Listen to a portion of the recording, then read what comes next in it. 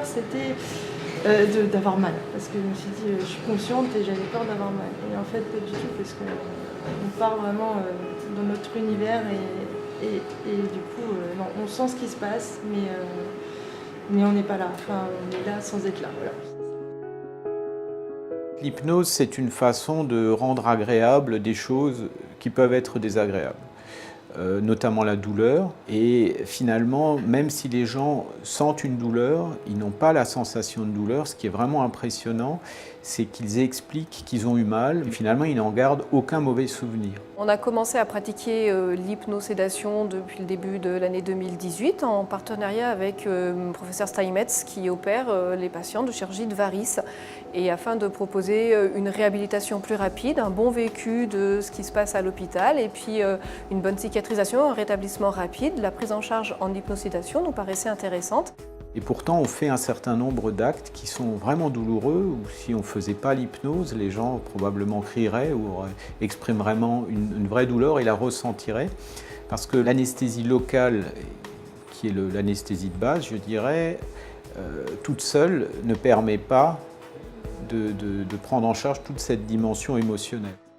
Les patients sont vus par les anesthésistes comme pour une consultation d'anesthésie générale et on leur propose dans ce cadre-là une prise en charge en hypnosédation qui associe une sédation intraveineuse extrêmement légère par la perfusion et un état d'hypnose. Et ça permet effectivement d'éliminer énormément de produits anesthésiants durant l'intervention avec un rétablissement qui est extrêmement rapide et extrêmement efficace. Vous avez un certain nombre de patients qui connaissent déjà l'hypnose, qui sont prêts à être très coopérants et avec qui ça marche très bien. Mais vous avez surtout une catégorie de patients qui sont souvent farouchement opposés et on s'aperçoit que même les plus réticents, lorsqu'ils acceptent d'ouvrir un peu la porte et de se laisser convaincre, eh bien finalement ils deviennent adeptes de cette technique et ils en sont très contents. Commencez à mettre dans votre valise tout ce qui sera nécessaire à ces 12 jours dans le Grand Ouest pour les chaleurs, un chapeau, probablement des t-shirts, de la bonne humeur. Cette formation en hypnose, elle est proposée à toutes les personnes médicales ou paramédicales, que ce soit des infirmières ou des kinés ou des sages-femmes, dans leur pratique quotidienne pour soulager les patients de manière différente.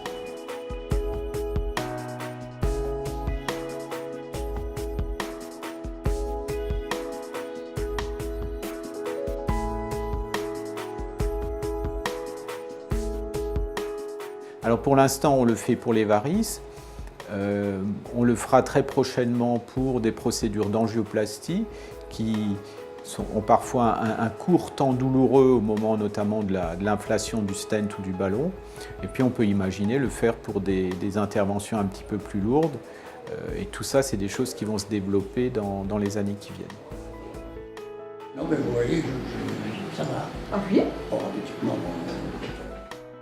Sur les conseils du docteur Dessau, j'ai bénéficié de l'anesthésie par hypnose. Tout a été parfait. Voilà, et je préconise pour les prochains malades de bénéficier de cette médicalisation pour les interventions.